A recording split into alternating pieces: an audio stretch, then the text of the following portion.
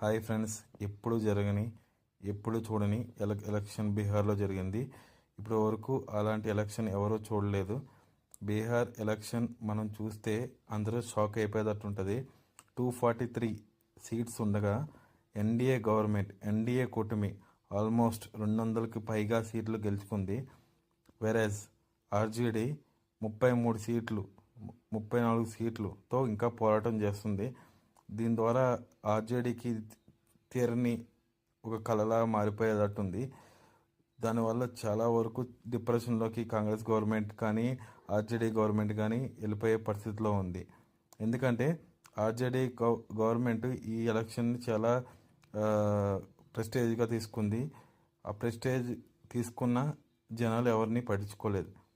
తేజస్వి యాదవ్ కూడా ఇది ఎలక్షన్కి చాలా కీలకంగా మారింది. కానీ ప్రజలు తేజస్విని యాదవ్ని మానేసి నితీష్ కుమార్కి ఓటేశారు.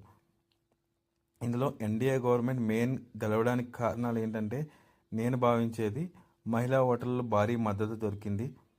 సంకల్ప బలం, ఎవరైతే కూటమి దాంట్లో ఉన్నారో జేడీయూ, బీజేపీ, హెచ్ఏఎం, విఐపి వంటి కూటమి పార్టీలు బట్టి ఆ స్వయంగా అందరూ కలిసి ఆ కూటమిలో వాళ్ళకి తగ్గని సీట్లు తీసుకొని పార్టీని నెగ్గించారు.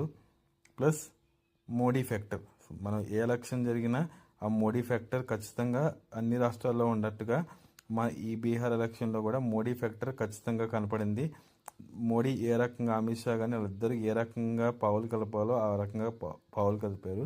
కానీ ఇప్పుడు మన సీఎం ఎవరు అవుతారు అనేది చాలా కీలకంగా మారినట్టుంది.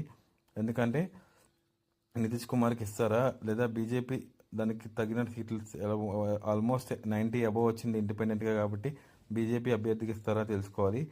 మెయిన్ షాకింగ్ న్యూస్ ఏంటంటే ఎన్డీఏ గవర్నమెంట్ చాలా చోట్ల వేలల్లో కాదు, లక్షల్లో కాదు, దానికి మించిన మెజారిటీ వచ్చింది.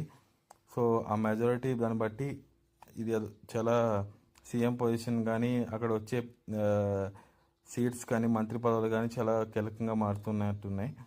సో ఇప్పటి వరకు మీ బీహార్ ఎలక్షన్లో మీకు నచ్చిన అభిప్రాయం ఏంటి?